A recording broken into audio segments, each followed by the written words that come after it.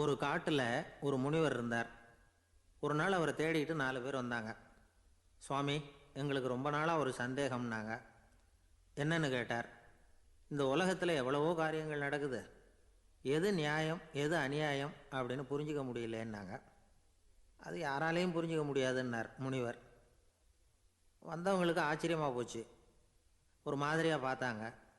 இதை முனிவர் கவனித்தார். சரி, புறப்படுங்க என்னோடன்னார். எங்கன்னு கேட்டாங்க. இப்போ உங்கள் 4 பேரையும் ஒரு புஷ்பக விமானத்தில் அழைச்சிட்டு போகிறேன். இந்த உலகத்தில் சர்வசாதாரணமாக நடக்கக்கூடிய ஒரு காட்சியை உங்களுக்கு காட்ட போகிறேன். நீங்கள் பார்க்க போகிற அந்த காட்சி நியாயமா அநியாயமா அப்படிங்கிறத என்கிட்ட சொல்லணும். நீங்கள் சரியான பதில் சொன்னால் புஷ்பக விமானத்தில் தொடர்ந்து பிரயாணம் பண்ணலாம். தவறான பதில் சொன்னால் இந்த புஷ்பக விமானம் உங்களை கீழே தள்ளி விட்டுரும் அப்படின்னார். 4 பேருக்கும் பயந்தான். இருந்தாலும் முனிவர் கூப்பிடுறாரே அப்படின்னு சொல்லி புறப்பட்டாங்க. அவங்க எல்லாரும் புறப்பட்டு ஒரு காட்டு வழியாக போய்கிட்டு இருக்கிறாங்க புஷ்பக விமானத்தில். அங்கே நடக்கிற ஒரு காட்சியை காட்டுறார் முனிவர். அதோ அங்கே பாருங்கன்னார். அந்த விமானத்தில் இருந்தபடியே எல்லாரும் கீழே குனிஞ்சு பார்க்குறாங்க. அங்கே ஒரு தாய் புலி அப்போ தான் குட்டி போட்டிருக்கு. குட்டிகளை ஈன்ற உடனே பசிக்கு இறை தேடி அந்த பக்கமாக வருது. அதே நேரம் ஒரு தாய் மான், அதுவும் அப்போ தான் குட்டி போட்டிருக்கு. அதுவும் இதே மாதிரி குட்டிகளை ஈன்ற உடனே பசிக்கு இறை தேடி அந்த பக்கமாக வருது. இப்போ அந்த புலி அந்த மானை அடித்து போட்டுவிடுது. அதுவும் சாப்பிடுது, குட்டிகளுக்கும் கொடுக்குது. இப்போ அந்த புலிக்குட்டிகள் முகத்தில் மகிழ்ச்சி, தாயை இழந்த அந்த மான் குட்டிகள் முகத்தில் துக்கம். இப்போ அந்த முனிவர் 4 பேர்கிட்டையும் கேட்குறார், நீங்கள் இங்கே பார்த்தீங்களே, இதில் எது நியாயம் எது அநியாயம்? ஒவ்வொருத்தராக சொல்லுங்கள். உங்கள் பதில் சரியில்லைன்னா இந்த விமானம் உங்களை கீழே தள்ளி விட்டுரும். சொல்லுங்கள் பார்க்கலாம்னார். முதல்ல ஒருத்தன் சொன்னான், அந்த புலி செஞ்சது சரிதாங்க. அது பசிக்கு அதுதான் ஆகாரம். தன்னுடைய பசிக்கு தானே இறை தேடிக்கிட்டுது. அதில் என்ன தப்பு? அவ்வளவுதான். அதனால் புலி செஞ்சது நியாயம்தான் அப்படின்னா. அவ்வளவுதான், அந்த விமானம் அவனை அப்படியே கீழே தள்ளி விட்டுட்டுது. அதனால் அவன் கொடுத்த பதில் சரியில்லை அப்படிங்கிறது புரிஞ்சு போச்சு. இப்போ 2வது ஆள் சொன்னான், புலி செஞ்சது பாவம், அந்த தாய்மான் என்ன தப்பு பண்ணிச்சு? இப்போ அந்த குட்டிகளுக்கு யார் ஆதரவு? அதனால் புலி செஞ்சது அநியாயம் அப்படின்னா. அவ்வளவுதான், அவனையும் கீழே தள்ளி விட்டுட்டுது அந்த விமானம். இந்த பதிலும் சரியில்லை அப்படின்னு ஆயிட்டுது. இப்போ 3வது ஆள் வந்தான். முதல்ல 2 பேர் கீழே விழுந்ததை பார்த்துக்கிட்டு இருந்தான். அதனால் அவன் சொன்னான், ரெண்டுமே நியாயந்தாங்க. புலி இறை தேடினதும் இயற்கை, அதுக்கு மான் இறையானதும் இயற்கை. அதனால் இதில் ஒன்றும் தப்பு இல்லைன்னா. அவ்வளவுதான், அவனையும் அந்த விமானம் கீழே பிடிச்சி தள்ளி விட்டுது. இப்போ 4வது ஆள் வந்தான். முனிவர் கேட்டார், நீயாவது சொல்லுப்பா, இந்த செயலில் எது நியாயம்னார். அவன் தெளிவாக பதில் சொன்னான். அதாவது என்ன சொன்னான்னா, எனக்கு தெரியல அப்படின்னா. அவனை விமானம் கீழே தள்ளலை, சௌரியமாக அழைச்சிட்டு போட்டுது. இவனும் பிரயாணம் சௌக்கியமாக பண்ணானான். ஆக இதுதான் சரியான பதிலுங்கிறத முனிவர் உணர்த்தினார். இந்த கதையிலேருந்து நாம் புரிஞ்சுக்க வேண்டியது என்னென்னா, இந்த உலகத்தில் எவ்வளவோ காரியங்கள் நடக்குது. அதெல்லாம் ஏன் அப்படி நடக்குதுங்கிறதுக்கு எப்பேற்பட்ட பண்டிதராலும் பதில் சொல்ல முடியாது. தெரியாததை தெரியாதுன்னு ஒத்துக்கிட்டா வாழ்க்கை பிரயாணம் சுகமாக இருக்கும். அதனால் தேவையில்லாத விஷயங்களை புரிஞ்சுக்கிறதுக்கு நேரத்தை செலவு பண்ணிகிட்டு இருக்கக்கூடாது. வாழ்க்கையை குழப்பிக்கக்கூடாது. வாழ்க்கைக்கு தேவையானது என்னவோ அதை மட்டும் புரிஞ்சுக்கிட்டா போதும். இந்த காலத்து ஆள் ஒருத்தன் ஒரு பெரியவரை தேடி வந்தான். ஐயா, ஒரு சந்தேகம்னா. என்ன உன்னுடைய சந்தேகம்னார். பகுத்தறிவுன்னா என்ன, விதின்னா என்ன அப்படின்னு கேட்டான். இதுக்கு அவர், இப்போ உன்னுடைய வலது காலை தூக்குன்னார். தூக்கினான். சரி, இப்போ உன்னுடைய வலது காலை கீழே இறக்காம உன்னுடைய இடது காலையும் தூக்குன்னார். தூக்கினான். பொத்துன்னு கீழே விழுந்துட்டான். பெரியவர் சொன்னார், உன்னால் ஒரு காலை தூக்க முடிஞ்சுது, அதுதான் பகுத்தறிவு. 2 கால்களையும் ஒரே சமயத்தில் தூக்குனா அடிபடும், அப்படிங்கிறது தான் விதி அப்படின்னு விளக்கம் கொடுத்தார். இவன் தன்னுடைய விதியை நொந்துக்கிட்டே இடுப்பை பிடிச்சிக்கிட்டு அங்கேருந்து நடந்து போயிட்டானான்.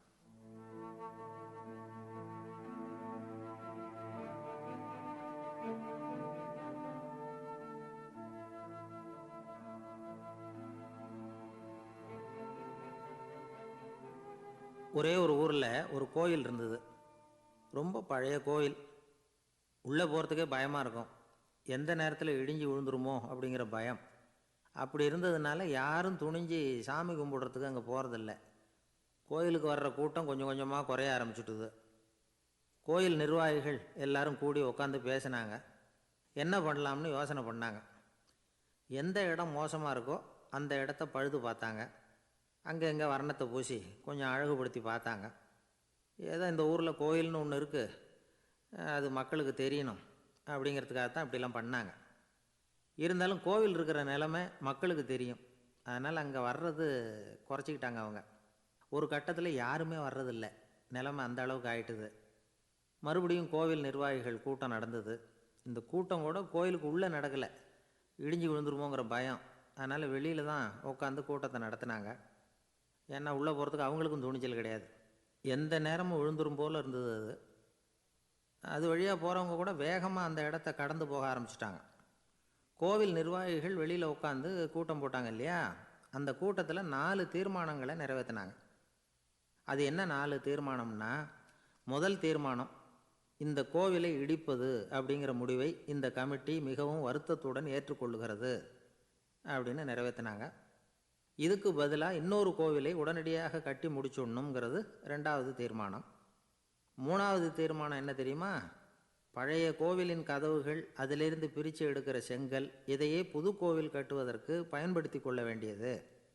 பழைய கோவில் இருந்த மாதிரியே அதே வடிவத்தில் புது கோவிலையும் கட்ட வேண்டியது. பழைய கோவிலின் அஸ்திவாரத்தை அப்படியே வச்சுக்கிட்டு அதுக்கு மேலே நாம் கோயிலை கட்டிக்க வேண்டியது. இதுதான் 3வது தீர்மானம். இதையும் கமிட்டி முழு மனசோடு ஏற்றுக்கிட்டது. இது வரைக்கும் சரி. இப்போ அந்த கமிட்டி 4வதாக ஒரு முக்கியமான தீர்மானத்தை கொண்டுக்கிட்டு வந்து அதையும் ஏகமனதாக நிறைவேற்றி விட்டுது. அது என்ன தீர்மானம்னா, புதிய கோவில் கட்டி முடிக்கிற வரைக்கும் பழைய கோவிலை இடிக்கிறதில்லை அப்படிங்கிற தீர்மானம். எப்படி இருக்குது பாருங்கள் இது. பழசை இடிக்காத வரையில் அதே இடத்துல புதுசாக எப்படி கட்ட முடியும்? பல விஷயங்களில் நாம் நடந்துக்கிற முறையும் இப்படி தான் இருக்குதான். வாழ்க்கையில் முன்னேறணும்னு ஆசைப்படுவோம். அதே நேரத்தில் அந்த முன்னேற்றத்துக்கு எது தடையாக இருக்கோ அதை விட்டுடுறதுக்கும் மனசு வராது. வெளிநாட்டில் ஒரு பெரிய விருந்து நடந்துக்கிட்டு இருந்துதான். எல்லாரும் மது கோப்பையும் கையுமா அலைஞ்சிக்கிட்டு இருக்கிறாங்க. ஒருத்தர் மட்டும் கையில் எதுவும் இல்லாமல் ரொம்ப நல்ல பிள்ளையா சாதுவா ஒரு ஓரமாக தனியாக உட்காந்துருக்கிறார். அவர்கிட்ட நெருங்கி வாங்க மது சாப்பிட்லாம் அப்படின்னு கூப்பிட்டாங்களாம். என்னை வற்புறுத்தாதீங்க, நான் என் மனசுக்குள்ளே உறுதியாக தீர்மானம் பண்ணிவிட்டேன் அப்படின்னாராம். என்ன தீர்மானம் பண்ணியிருக்கீங்க அப்படின்னு கேட்டிருக்காங்க. ஏற்கனவே முழு போதையில் இருக்கும் பொழுது மறுபடியும் மது கோப்பையை தொடரதில்லை அப்படின்னு தீர்மானம் பண்ணியிருக்கேன் அப்படின்னாராம்.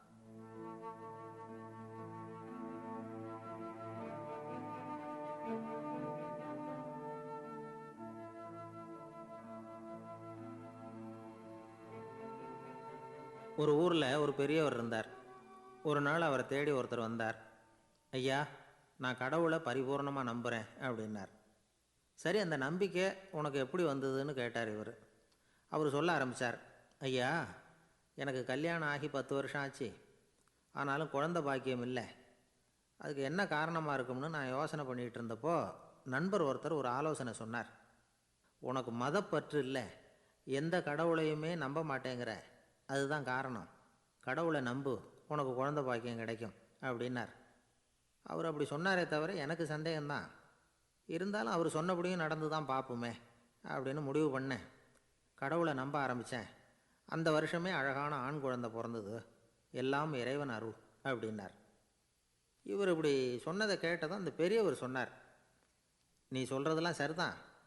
இருந்தாலும் இந்த காலத்தில் எந்த ஒரு காரியமாக இருந்தாலும் அதை சோதனை செஞ்சு பார்த்துட்டு தான் ஒரு முடிவுக்கு வந்து சேர முடியும்.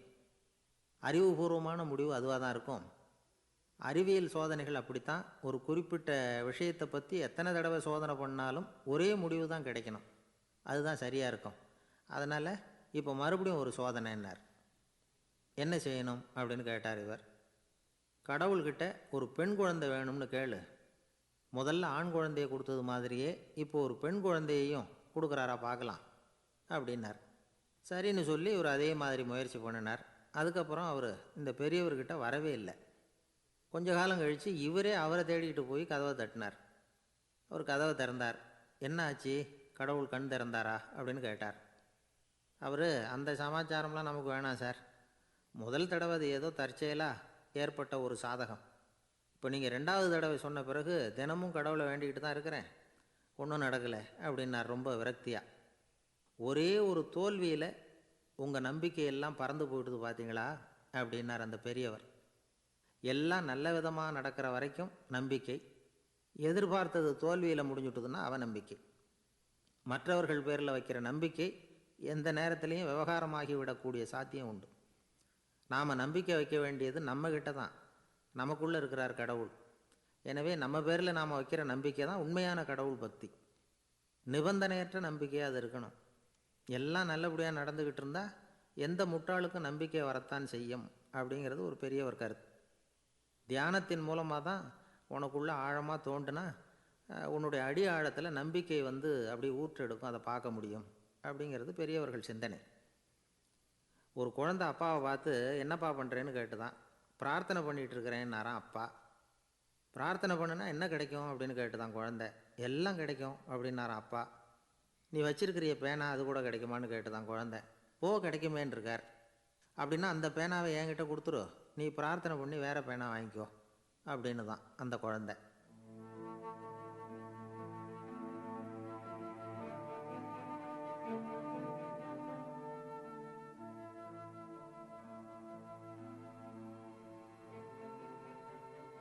ஒரு ஊரில் ஒரு குரு இருந்தார், ஜென் குரு.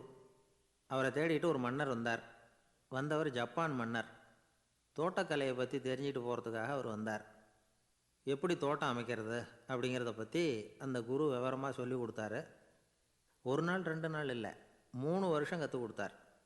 அதுக்கப்புறம் சொன்னார், நான் கற்றுக் கொடுத்துட்டேன், இனிமேல் நீங்கள் போகலாம், போய் தோட்டம் அமைக்கலாம், அதுதான் உங்களுக்கு பரீட்சை.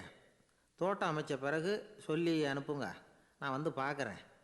நீங்கள் இங்கே என்னவெல்லாம் கற்றுக்கிட்டீங்களோ அதையெல்லாம் அங்கே செயல்முறையில் செஞ்சு காட்டுங்க அப்படின்னு சொல்லி அனுப்பி வச்சார். மன்னர் போனார். அரண்மனைக்கு பக்கத்திலே ஒரு பெரிய தோட்டத்தை உண்டு பண்ணினார். அழகான மரங்களையும் செடிகளையும் உருவாக்கினார். கிட்டத்தட்ட 1000 தோட்டக்காரர்களை பயன்படுத்தி 3 வருஷங்கள் முயற்சி பண்ணி அந்த அழகான தோட்டத்தை உருவாக்கினார். குருக்கிட்ட இருந்து செய்தி வந்தது, நாளைக்கு வந்து தோட்டத்தை பார்க்குறேன் அப்படின்னு. மன்னர் உடனே சுறுசுறுப்பாயிட்டார். முதல் நாளே தோட்டத்தை சுத்தப்படுத்தினார். ராத்திரி பூரா யாரும் தூங்கலை. எல்லாருக்கும் தோட்டத்தை ஒழுங்குபடுத்துகிற வேலை. அது அந்தந்த இடத்துல ஒழுங்காக இருக்குதா அப்படின்னு சரி பார்த்தாங்க. ஒரு தவறும் இல்லாத வகையில் அதை ஒழுங்குபடுத்தினாங்க. மறுநாள் குரு வந்தார், தோட்டத்தை பார்த்தார். அவருக்கு கோபம் வந்துட்டுது. மன்னருக்கு ஆச்சரியம், எப்பவும் சிரிச்சுக்கிட்டே இருக்கிறவர் இப்போ எப்படி இருக்கிறாரே அப்படின்னு. மெதுவாக குருக்கிட்ட போய் எல்லாம் சரியாக தானே இருக்குது அப்படின்னார். எல்லாம் சரிதான், ஆனாலும் எங்கே அந்த பொன்னிற காற்று அப்படின்னார். உதிர்ந்த இலைகள், பொன் மஞ்சள் நிற இலைகள் காற்றில் அப்படி புரண்டு ஓடுவதை நான் பார்க்க முடியவில்லையே அப்படின்னாராம். அது இல்லாமல் இந்த தோட்டம் உயிரோட்டம் உள்ளதாக இருக்காது, இதில் பாடல் இல்லை, ஆடல் இல்லை, அதெல்லாம் இல்லாமல் இந்த தோட்டம் ரொம்பவும் செயற்கையாக தெரியுதேன்னாராம். மன்னர் இப்போ தான் யோசனை பண்ணார். கீழே கிடந்த காஞ்சி போன இலைகள் மட்டும் இல்லை, மரத்தில் இருந்த காஞ்சி போன இலைகளையும் அப்புறப்படுத்தி சுத்தமாக வச்சிருக்கிறார். இறப்பும் வாழ்க்கையினுடைய ஒரு பகுதி தான். மரணம்ங்கிறது வாழ்க்கைக்கு எதிரானது அல்ல, அதை நிரப்பும் ஒரு பகுதி தான் அது. மரணம் இல்லையில் வாழ்க்கையே இல்லை அப்படிங்கிறது பெரியவங்க கருத்து. இப்போ அந்த தோட்டம் அழகாக தான் இருக்குது, இருந்தாலும் அது ஒரு ஓவியம் மாதிரி உயிர் இல்லாமல் இருக்குது. குரு ஒரு வாளியை கையில் எடுத்துக்கிட்டார். தோட்டத்தை விட்டு வெளியில் போனார். ஏற்கனவே வீசி எறிந்த அந்த சருகுகளையெல்லாம் அள்ளி கொண்டுகிட்டு வந்தார்.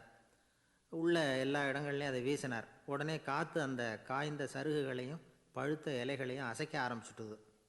இப்போ அங்கே சலசல சத்தம், சங்கீதம், இலைகளின் நடனம். ஓவியம் மாதிரி இருந்த அந்த தோட்டத்துக்கு இப்போ உயிர் வந்துட்டுது. இதுதான் அந்த பொன்னான காற்று அப்படின்னாராம் குரு. மன்னருக்கு புரிஞ்சுது. மிகப்பெரிய ஜென் கேள்வி ஒன்று உண்டு. உம்மான் அப்படிங்கிற ஒரு பெரிய குருவை பார்த்து துறவி ஒருத்தர் கேட்டாராம், இலைகள் எல்லாம் கீழே விழுந்து மரங்கள் மொட்டையாக இருக்கும் பொழுது என்ன நடக்கும்? இதுதான் கேள்வி. இதுக்கு உம்மான் சொன்ன பதில் பொன்னான காற்று, தி கோல்டன் விண்ட் அப்படின்னாராம். இதுக்கு என்ன விளக்கம்னா, உன்னுடைய எண்ணங்கள் எல்லாம் உன்னுடைய மனசிலிருந்து கீழே விழுந்து உனது உள்ளுணர்வானது மொட்டையாக நிற்கும் நிலைதான் அது. உனது வேர்களின் அருகில் காற்று வீசுகிறது. எல்லா எண்ணங்களும் உன்னிலிருந்து வெகு தூரத்துக்கு புரண்டு கொண்டே சென்று விடுகிறது. நீ அவற்றை கடந்து விட்டால் நீ அவைகளுக்கெல்லாம் மேலெழுந்து கீழே பார்ப்பவனைப் போல நிற்க ஆரம்பித்து விடுவாய். அதுதான் தியானம் என்பது அப்படின்னு சொல்கிறாங்க. தியானம்ங்கிறது எண்ணத்துக்கு எதிரானதில்லை, தியானம்ங்கிறது எண்ணங்களை கடந்து செல்வது தான். அதுக்கப்புறம் நாம் பொன்னிற காற்றில் ஆட ஆரம்பிச்சிருவோம். இதுதான் பெரியவர்கள் சொல்கிறது. என்கிட்ட ஒருத்தர் தோட்டம் அமைக்கணும்னு யோசனை கேட்டு வந்தார். எல்லாம் சொல்லி கொடுத்தேன். செடிகள்லாம் செழிப்பாக வளரணும்னா வேர் காயாமல் பார்த்துக்குங்கோ, தினமும் தண்ணி விடுங்கோ அப்படின்னு சொல்லி அனுப்பி வச்சேன். ஒரு மாதம் கழித்து அவர் தோட்டத்தை பார்க்குறதுக்காக போனேன். போய் பார்த்தா எல்லா செடியும் வாடி கிடக்குது. என்னங்க இப்படி பண்ணிவிட்டீங்கன்னு. நீங்கள் சொன்னபடி தான் செஞ்சேன்னார். என்ன செஞ்சீங்கன்னு கேட்டேன். வேர் காயாமல் பார்த்துக்க சொன்னீங்க, தினமும் ஒரு தடவை எல்லா செடியையும் ஒவ்வொன்றா பிடுங்கி பார்த்து வேர் காயாமல் இருக்கா அப்படின்னு பார்த்துட்டு அதுக்கப்புறம் தண்ணி பாய்ச்சினே, அவ்வளவுதான் அப்படின்னார்.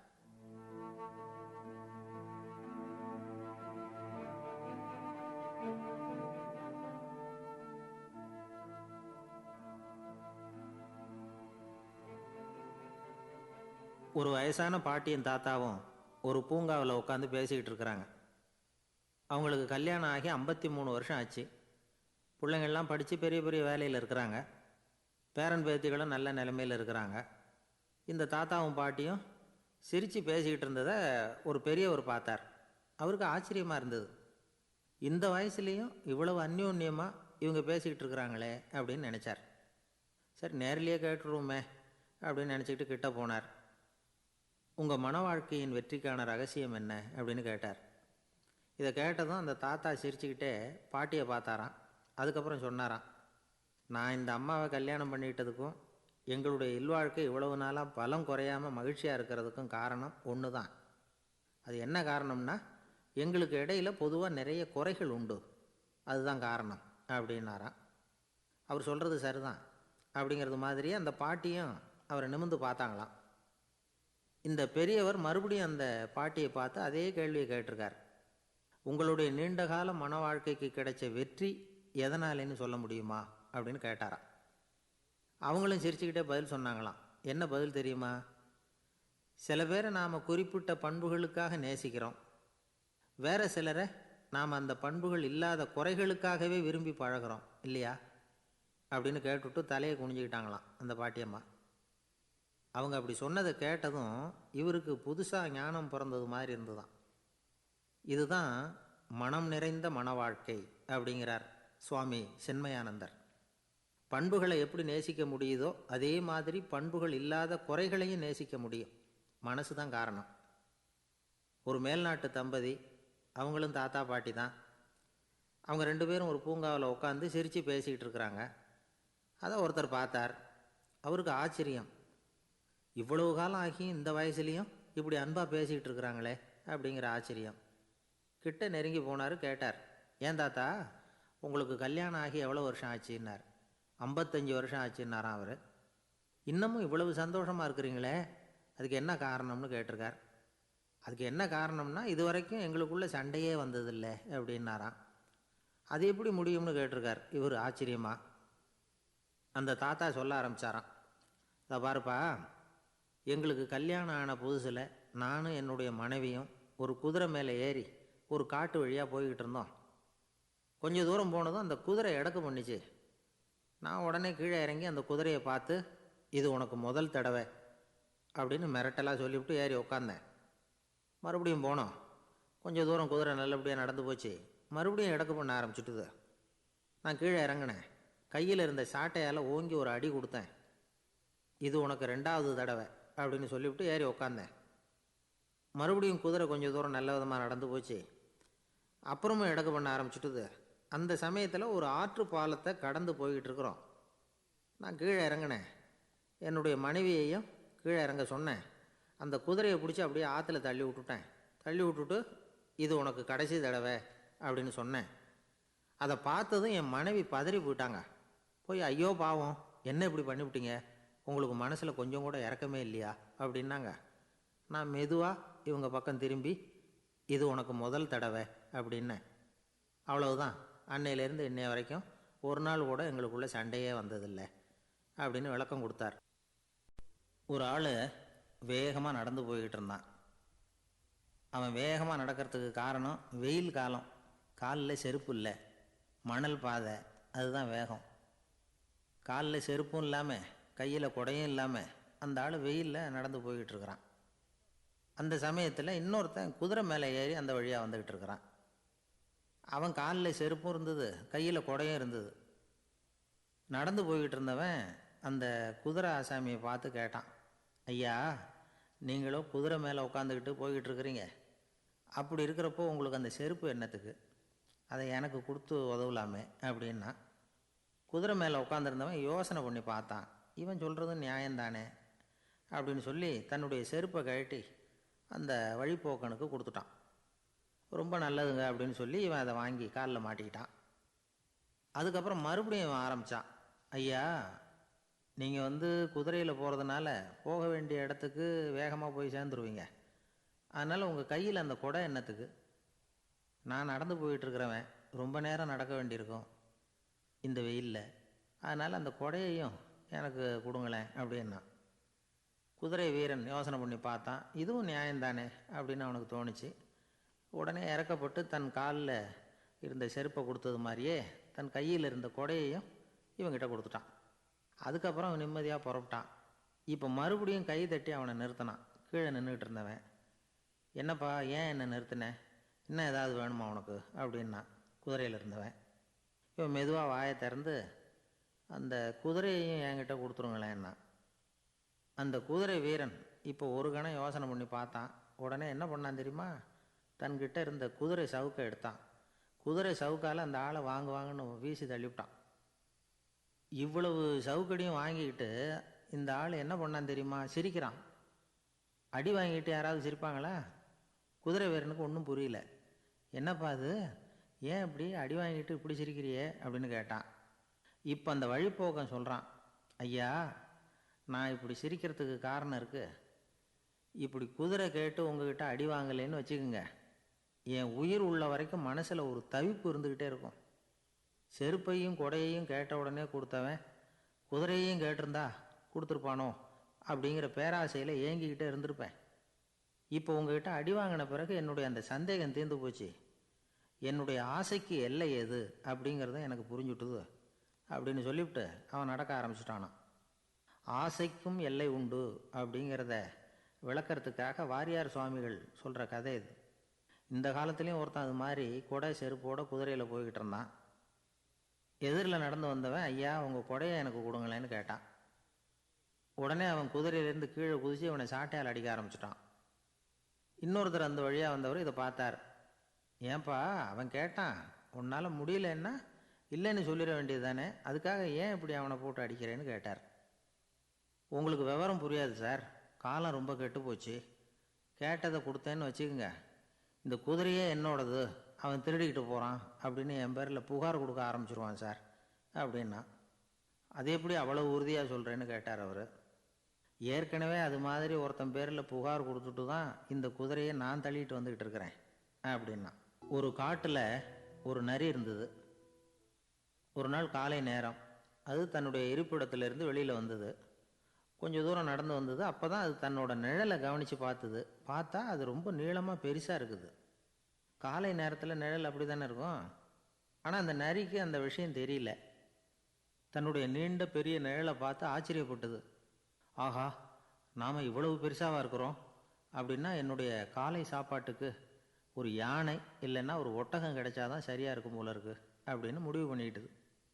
உடனே ஒரு யானை அல்லது ஒட்டகத்தை தேடி அலைஞ்சுது, எங்கே கிடைக்கும்னு. கிடைக்கவே இல்லை. மத்தியானம் 12 மணி ஆயிட்டுது. பசியோடு அலையுது. இப்போ தன்னோட நிழலை பார்த்தது. அது மத்தியான நிழல் எப்படி இருக்கும்? அது ரொம்பவும் குறுகி போய் தெரிஞ்சுது. உடனே அந்த நரி என்ன நினச்சிக்கிட்டு தான் தெரியுமா? காலை ஆகாரம் சாப்பிடாததுனால நம்ம உடம்பு இப்படி அழைச்சி போட்டுதே அப்படின்னு நினச்சிக்கிட்டு தான். கொஞ்ச நேரம் கழித்து மறுபடியும் தன்னுடைய நிழலை பார்க்குது. அது இன்னமும் குறுகி போய் காலடியிலேயே வந்துட்டுது. அதுக்கு பயமாக போயிடுது. ஐயையோ, இன்னும் கொஞ்சம் நேரத்தில் நாம் இறந்துருவோம் போல இருக்க, இப்போ என்ன செய்கிறது?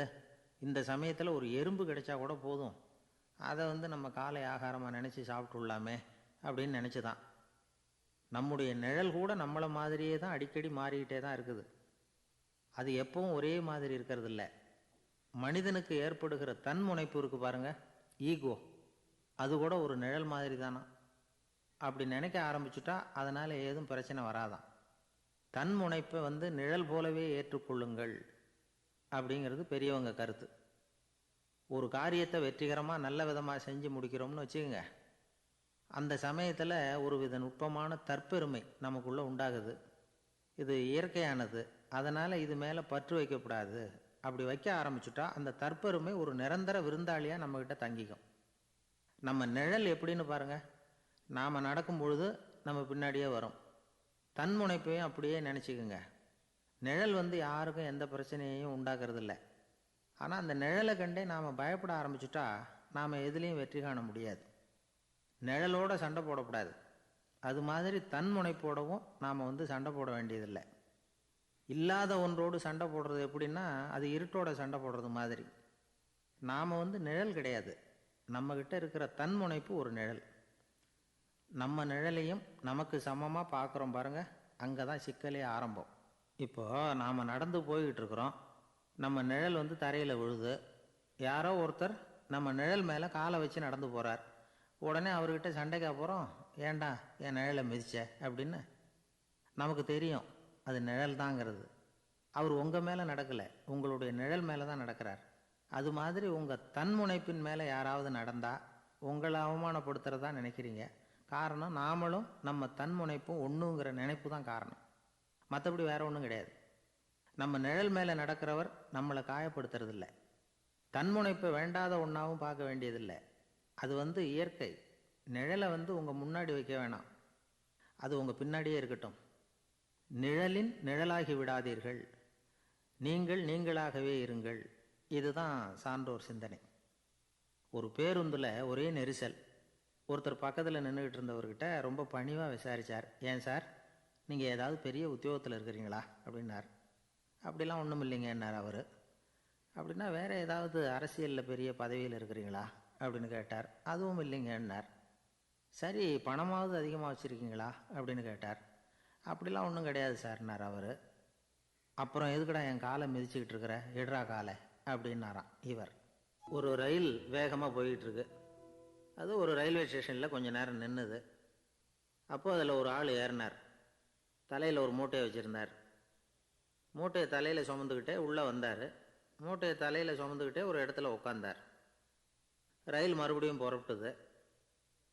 இவர் தன் தலையில் இருந்த மூட்டையை கீழே இறக்கி வைக்கணும்ல, வைக்கல, சுமந்துக்கிட்டே வரார். எதிரில் உட்காந்துருந்தவர் கேட்டார், ஏங்க ஏன் இப்படியே உட்காந்துருக்குறீங்க தலையில் மூட்டையை வச்சுக்கிட்டு, மூட்டையை கீழே இறக்கி வைக்கலாமே அப்படின்னார்.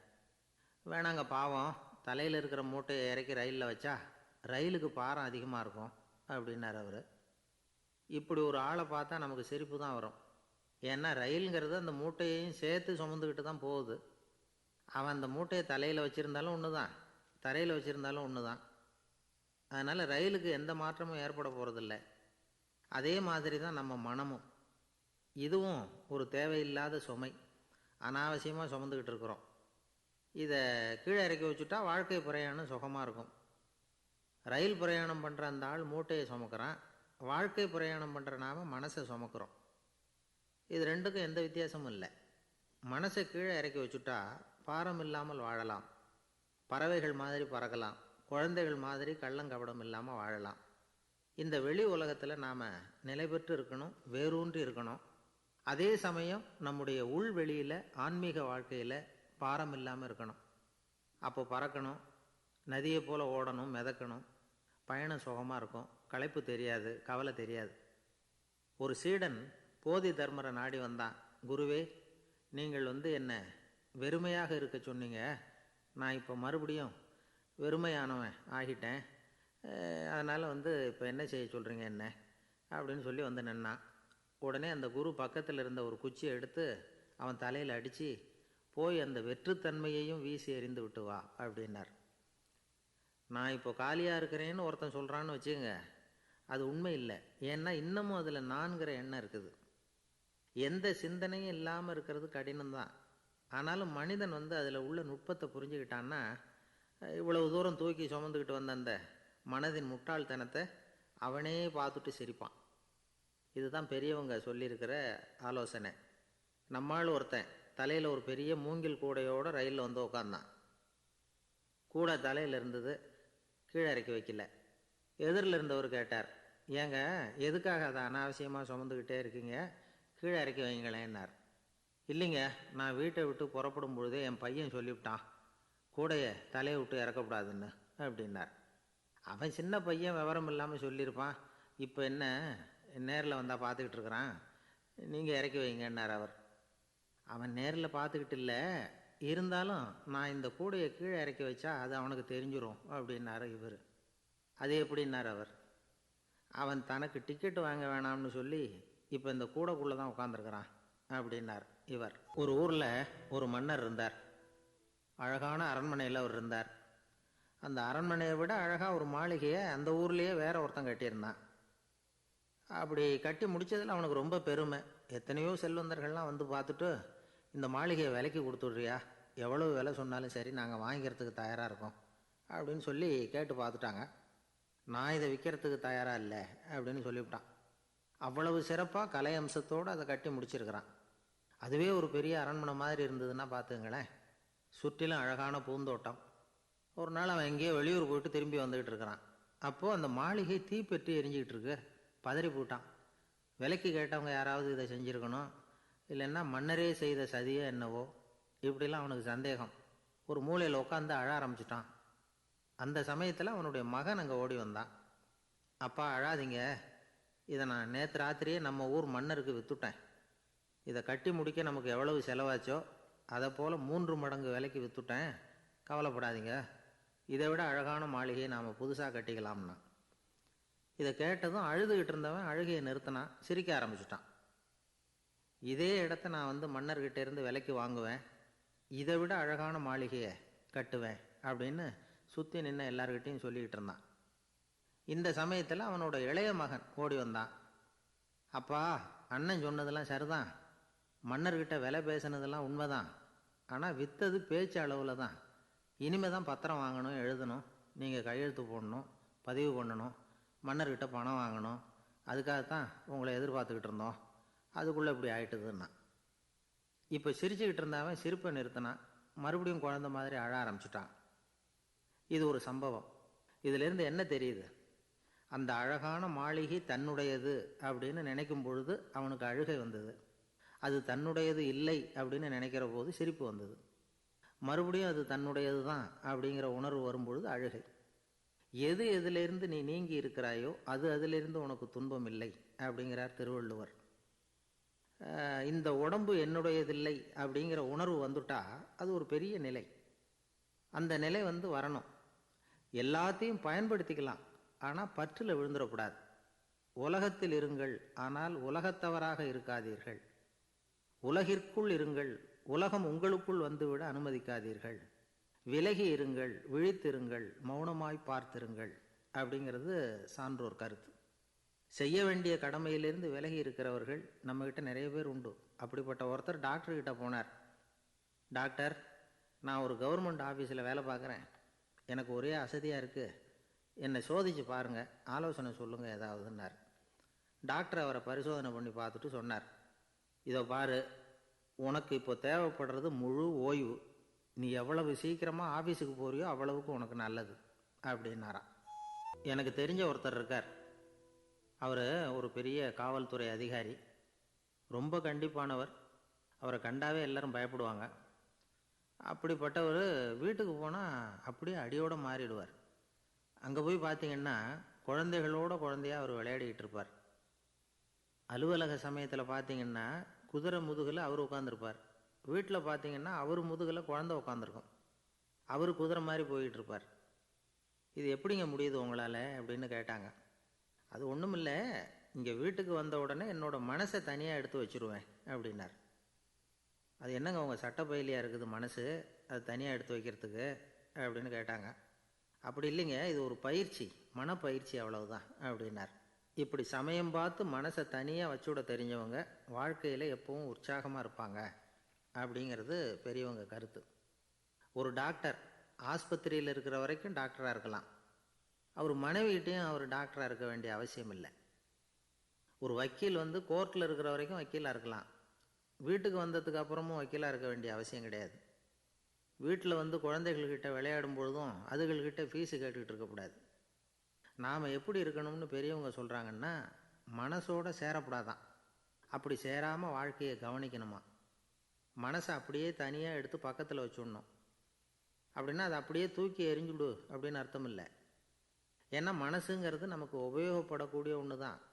எப்போ எப்போ அது தேவையோ அப்பப்போ எடுத்து உபயோகப்படுத்திக்கணும். தேவைப்படுறப்போ எடுத்து கண்ணாடியை மாட்டிக்கிறோம்ல, படிக்கும் பொழுது கண்ணாடி தேவைப்படுது, எடுத்து மாட்டிக்கிறோம் இல்லையா? அது மாதிரி கணக்கு போடுறதுக்கு மனசு தேவை. கடைக்கு போய் ஒரு பொருள் வாங்குகிறோம், காசு கொடுக்குறோம், மீதி சில்லறை சரியாக இருக்கா அப்படின்னு எண்ணி பார்த்து வாங்க வேண்டியிருக்கு. அந்த சமயத்தில் மனசை எடுத்து தனியாக வச்சுட்டேன் அப்படின்னு சொல்லிகிட்டு இருக்கக்கூடாது. பரீட்சைக்கு படிக்க வேண்டியிருக்குது, படித்ததையெல்லாம் அப்படியே நினைவில் வச்சுக்க வேண்டியிருக்கு. அந்த சமயத்தில் மனசை தூக்கி எறிஞ்சுட்டேன் சார் அப்படின்னு சொல்லிகிட்டு இருக்கக்கூடாது. அப்படி சொன்னால் பரீட்சை நம்மளை தூக்கி எறிஞ்சிடும். அதனால் தேவைப்படுறப்போ மனசை உபயோகப்படுத்தணும், தேவையில்லாதப்போ அதை தனியாக ஓய்வு எடுத்துக்க விட்டுடணும். இப்படி நாம் பழக்கப்படுத்திக்கிட்டா வாழ்க்கைங்கிறது நமக்கு புதுசாக தெரியுமா. மனசுக்கும் ஒரு சக்தி கிடைக்கும். எந்திரங்களுக்கு ஓய்வு கொடுக்குற மாதிரி மனசுக்கும் ஓய்வு கொடுக்கணும், இல்லைன்னா அது களைச்சி போயிடும். குழந்தைகள் மனசை சுமந்துக்கிட்டு இருக்கிறது இல்லை. இது முதியவர்கள் குழந்தைகள்கிட்டேருந்து கற்றுக்க வேண்டிய ஒரு பாடம். ஆனாலும் இந்த கால குழந்தைகள்கிட்ட ரொம்ப எச்சரிக்கையாக இருக்க வேண்டியிருக்கு. ஒரு தாத்தாவும் பேரனும் விளையாடிக்கிட்டு இருக்கிறாங்க. தாத்தா, எனக்கு சைக்கிள் ஓட்ட கற்றுக் கொடு அப்படிங்கிறான் பேரன். சைக்கிள் உயரம் கூட இல்லை, அதுக்குள்ளே சைக்கிள் ஓட்டணுமா அப்படின்னார் தாத்தா. ஏன் தாத்தா, ரயில் ஓட்டுறாரே, அவர் என்ன ரயில் நீளமாக இருக்கார் அப்படின்னு கேட்டானா அந்த பையன்.